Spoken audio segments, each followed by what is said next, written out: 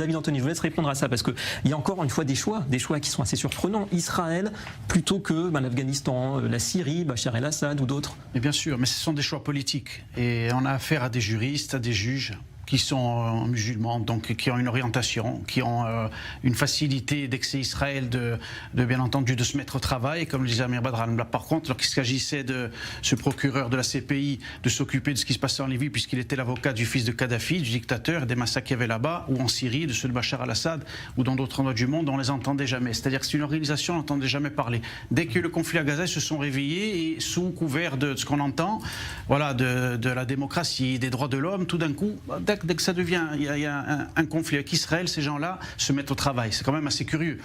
Donc, mais par rapport aux Américains, le problème qu'on a, et surtout par rapport à l'administration Biden, et c'est là encore la différence qu'on peut comprendre entre eux et l'administration Trump, c'est qu'on a affaire à des globalistes, à des mondialistes, David, quand c'est l'administration Biden, donc automatiquement, ils ont cette facilité à être pro-organisation transnationale, on va dire, ce qui n'est pas le cas pour justement l'administration Trump. On a des gens où on voit qu'ils sont sortis de l'OMS, comme on l'a vu, donc eux, ça ne les intéresse pas. Toutes ces organisations globalistes comme ça, qui veulent contrôler justement et qui finalement sortent finalement de quelque chose qui peut ressembler à la démocratie, puisqu'ils vont venir finalement s'immiscer dans des conflits et vouloir mettre des gens sur le banc des accusés. C'est un petit peu le problème qu'on a eu justement en Israël. Ça me fait penser souvent ici avec la Cour suprême, avec le gouvernement des juges qu'on appelle, et tout ce qui s'est passé, la réforme judiciaire, etc.